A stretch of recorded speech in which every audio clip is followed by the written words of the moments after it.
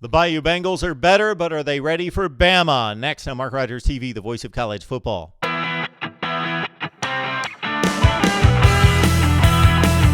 right, it's Mark Rogers TV, the voice of college football, talking a little LSU football. Of course, we're doing our schedule rankings, 70 all the way up to number 1 in the Power 5. Do your Amazon shopping using the link in the description section below. So it's very simple. We deliver college football analysis like nobody else, best discussion, debate, and analysis online. And you can help us out by grabbing the Amazon link and do your regular shopping there. And if somebody else in the house does the shopping, get them the link. Thank you so much. Thanks for the comments.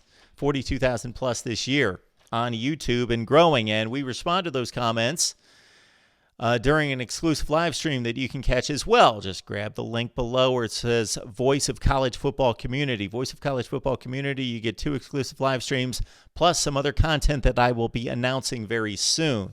So I'm sure you're all excited about that. Let's look at LSU's schedule. And this, of course, is going to be my schedule ranking plus my record projection that I did back in April that I'm just getting to now. It starts on August 31st in Death Valley against Georgia Southern before the big trip. What I consider to be the game of the year in college football in terms of a non-conference game. Now, both of these teams may not compete for a college football playoff, so maybe the game of the year non-conference is going to be Georgia-Notre Dame or Notre Dame-Michigan. You got Oregon-Auburn and a few others. But just in terms of entertainment value and intrigue on my part, this is the game. LSU at Texas, September 7th.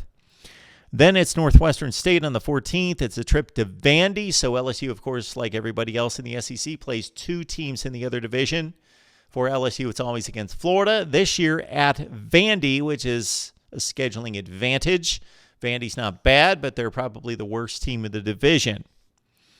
Then a bye week before an under-the-radar difficult game for LSU. Matt Wells is gone from Utah State, but the Aggies should be still strong after an 11-2 campaign in the Mountain West, and they will come to Death Valley. And, of course, just a few years ago, LSU lost to a group of 5 at home in Troy. Then they've got a rough stretch after the Utah State game against Florida, Mississippi State, and Auburn. So get this. In October, it's Utah State, Florida, Mississippi State, and Auburn for LSU before the bye week. The bye week is aptly placed before a trip to Tuscaloosa and Alabama. Then another trip on the road to LSU or to Ole Miss before LSU finishes up with Arkansas and what has become the showdown at the end of the season that the SEC schedulers and the hierarchy of the SEC has replaced the Arkansas-LSU rivalry game on the final weekend of the season with Texas A&M and LSU, and they've gone with Arkansas and Missouri. And so that's the final game of the season. And, of course, they played a historic scoring battle in a zillion overtimes last year, 74-72, as Texas A&M won that one. So this one's a difficult schedule. Non-conference, you got Texas and Utah State, and Florida and Vandy outside the Western Division, and I believe the SEC West is the best division in college football.